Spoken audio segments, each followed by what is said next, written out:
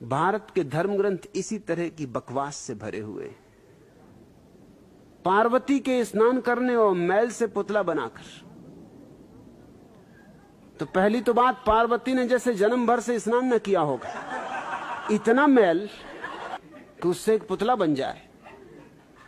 जरा पार्वती की हालत तो देखो, जैसे जन्मों से न नहाई हो, जैसे धूल और मिट्टी में ही लोटती पलोटती रही हो, और कहीं मैल के पुतलों से जीवन पैदा होता है। क्या बचकानी बातें।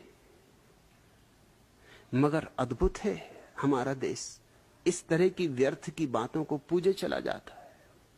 जो लोग इस तरह की बातों को मान के चलेंगे, इनसे क्या तो विज्ञान का जन्म होगा और क्या धर्म का जन्म होगा। इनके जीवन में कभी भी कोई क्रांति नहीं हो सकती। कोई आज की मूर्ता नहीं, बड़ी पुरानी, बड़ी प्राचीन, इसकी जड़ें बड़ी गहरी, और इसे काटना हो तो पीड़ा तो होगी। मैं किसी भी मूर्ता को स्वीकार करने को राजी नहीं, चाहे वो कितने ही महत्वपूर्ण शास्त्र में लिखी हो। व्यर्थ की बातों पर मेरा कोई भरोसा नहीं हो, मैं कोई सहारा नहीं दे सकता। और फिर भगवान शिव, एक तरफ तो कहते हो कि वो त्रिकालज्ञ, और उनको भी गणेश के रोकने पर संदेह हो गया। संदेह तो बड़ी ही क्षुद्र मनोदशा है।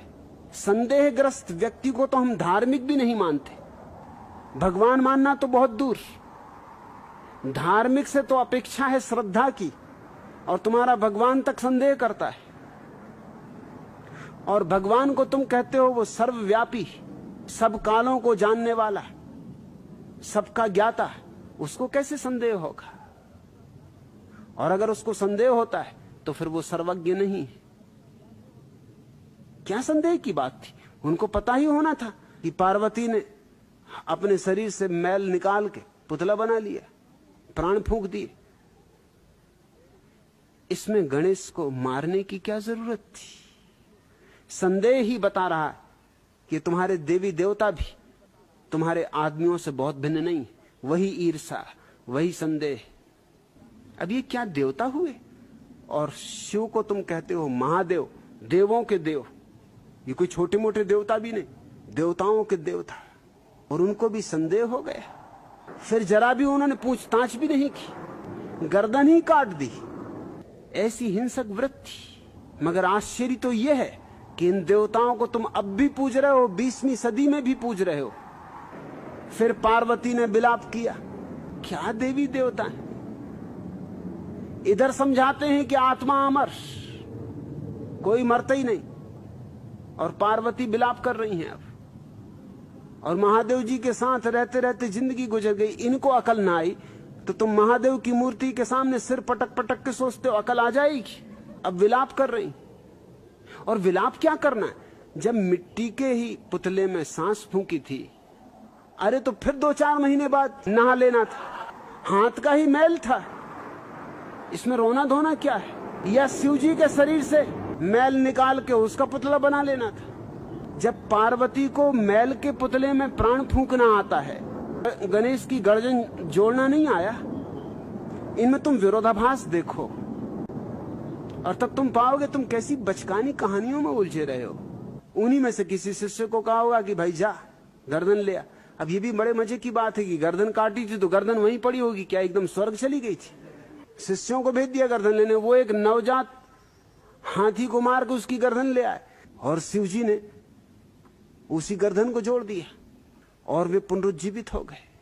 ये सारी चीजें उस समय के लिए शायद ठीक रही होंगी जब आदमी का बिल्कुल बचपना था। आज इस 20वीं सदी में शिव के और गणेश के भक्तों को देखकर अचंभा होता है। क्या पागलपन है, कैसी विक्षिप्तता है। और ये कथा कहती वह श्वेत कल्प था और ये अंधकार युग, वह था आलोक का युग, सतयुग, स्वर्ण युग, और अब है ये कलयुग, अंधकार का युग, तमस का युग। लोग तामसी हो गए। बात उल्टी। वो युग अंधकार का युग रहा होगा जब इस तरह की मूर्ताएं धर्म के नाम पर चलती रहीं और लोग इनको मानते रहे। आज पहली दफा मनुष्य जाति थोड़ी प्रौढ़ होनी शुरू, थोड़ी। इस प्रौढ़ता से बड़ी संभावना है इससे पुराना धर्म तो जाएगा।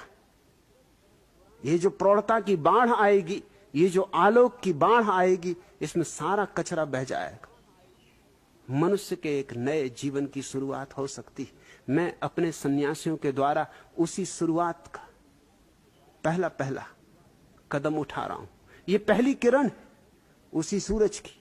मनुष्य को एक नई जीवन दृष्टि चाहिए, नया धर्म का बोध चाहिए, नई चेतना चाहिए, नई कथाएं चाहिए, नए अर्थ चाहिए, नए शास्त्र चाहिए, नया उद्बोध चाहिए।